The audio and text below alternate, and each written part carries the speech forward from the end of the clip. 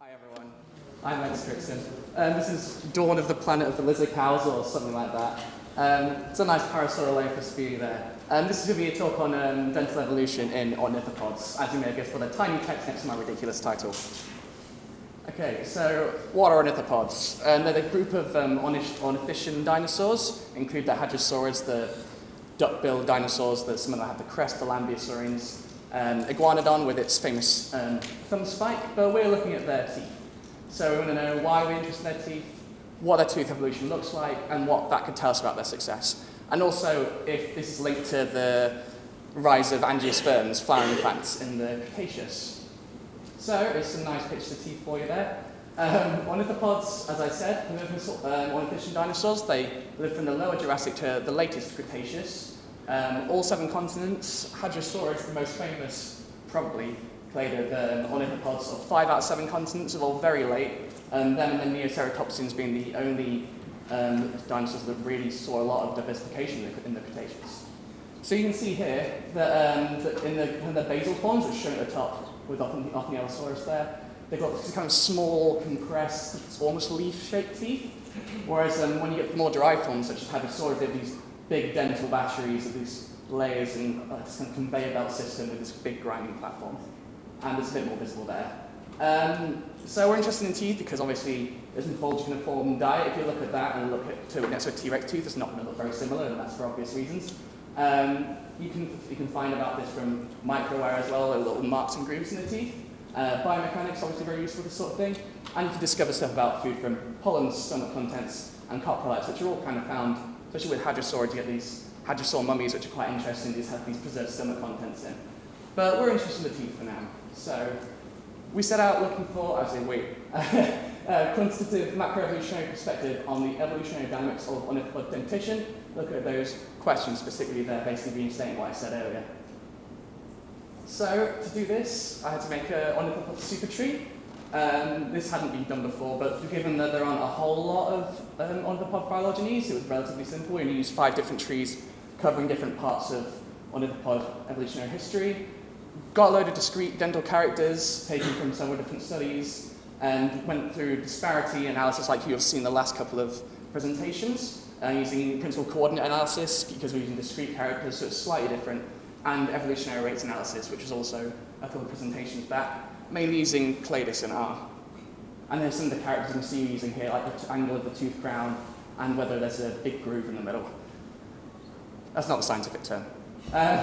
This is the super tree I made. It's not especially important except to just put into context where the different groups stand in time, and in the context of the Cretaceous terrestrial revolution, which is happening sometime here in the Cretaceous.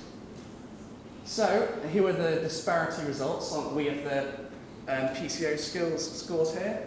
As you can see, I don't know if I can get this laser to work. Nope. Okay. So if you see here on the left, these are sort of the clay-based results. You see there's a sort of a gradient in tooth morphology throughout from the basal forms on the left to the hadrosaurids on the right. So there's sort of evolutionary gradient where there's a kind of a pressure to have a certain tooth shape. But if you see just before the hadrosaurid hull, which is the pinkish one on the right, there's quite a large morphospace being taken up. And it does look like the basal hadrosauroids, which are the predecessors to the hadrosaurids, were sort of looking at a load of different tooth morphologies and trying them out. But once the hadrosaurids kind of evolved their very distinct dental battery, it seems to just kind of proliferated without changing much after that, which is quite interesting. If you look at the number of specimens just in that little section at the end there, considering how sparse the sections are, and it seems like it must have been a very successful adaptation, which you'd guess if it got so extremely carried for so long, and ended up getting a group deal spread over 5 continents for quite a while. Here we have the time-based plots on the right. So you can see here, throughout time ornithopods, they're just starting to explore a bit of morphospace. It's getting gradually bigger, as you can see on the left as well. And then once hadrosaurids evolving in the companion and the constriction right at the top, when they turn up, there's a lot increase in, there's a huge diversity spike, but it's not reflected in a massive increase in morphospace taken up. And this is reflected in this plot as well, as the weight mean pairwise distances. And if you see the top, so the top left ones are diversity plots. So you're seeing a peak there in the companion, which is the second point from the right. There's these huge spikes in diversity, which sort of matched in the disparity plots from the top right in this kind of disparity trough, as the majority of ornithopod species from that time actually have very similar tooth morphologies and didn't seem to have any pressure to change. Also, here are evolutionary rate results from the same data. The red pie charts represent quickening rates of evolution, and the blue represents slowing. And from this, we can see there are 4 major rate shifts in tooth evolution. 1 at the base of the iguanodontia, and 3 in the emergence of hadrosaurs, kind of confirms how important they are. 1 just they only split into the crestless and non-crestless, the crested and crestless forms, and then 1 each in those 2 groups, the saurolophines and the lambeosaurians. Okay, so what does this mean? Well, it kind of confirms the massive ecological impact of these hadrosaurids. I mean, this is a pretty important morphological adaptation, and they seem to take to it like a duck to water. We see this clumping, as I said. Rate shifts in the KTR don't match, which I should probably explain. This first rate shift takes place way before the Cretaceous terrestrial revolution, and these 3 take place after. Now, you could think maybe there's a lag time on it, but it doesn't seem to be linked, and that's supported by other evidence as well in previous studies.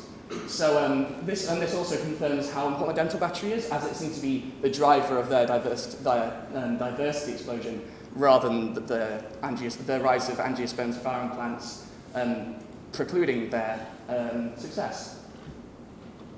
So here's the slide you've already seen. I probably didn't do that again.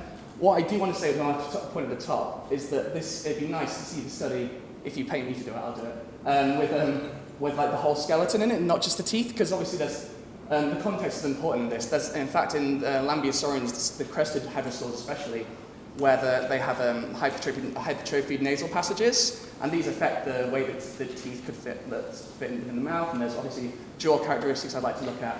So it's not the full picture, and I'd like the full picture. Sounds good. So thank you to these lovely people. Tom Stubbs basically saved my life on this one by helping me with art. And thank you to everyone at Palaeontology Research Group in Bristol. And thank you very much.